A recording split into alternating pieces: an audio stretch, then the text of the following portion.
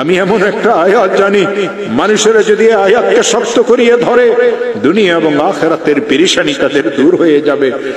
তিনি তার কিতাবে আমল শিখাইছেন, কোন মুসলমান যদি ঋণগ্রস্ত হয়, এত ঋণ হয়ে গেছে, আদায়ের কোনো ব্যবস্থা নাই, খেতে ফসল হয় না, দোকানটা অচল হয়ে গেছে, ছেলেটা বিদেশে গিয়ে ফাঁসিয়ে গেছে, থাকতেও পারে না, আসতেও পারে না, 2-3টা মেয়ে ঘরে উপযুক্ত, কারো বিবাহ হয় না, একটা মেয়েকে বিবাহ দিয়েছিল, তালাক নিয়ে মেয়েটা ঘরে চলে আসছে, ছেলেটা খারাপ ছেলেদের সাথে মিশিয়ে মদ জুয়ার উদ্ভস্ত হয়ে গেছে। এই লোকটার পেরেশানির কোনো শেষ নাই, অনেক মামলা মোকদ্দমা তো সে ফাঁসিয়ে গেছে।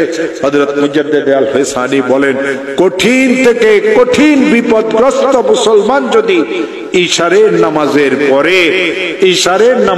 পরে তাসবিহ হাতে নিয়ে যেই দরুদ শরীফ পড়তে জানে 100 বার দরুদ শরীফ পড়বে।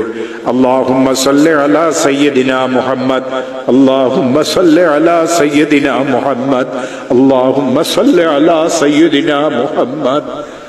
আর 499 বার পড়বে লা হাওলা ওয়ালা কুওয়াতা ইল্লা বিল্লাহ, একবার পড়বে লা হাওলা ওয়ালা কুওয়াতা ইল্লা বিল্লাহিল আলিয়্যিল আযীম, আবার 100 বার দরুদ শরীফ পড়বে।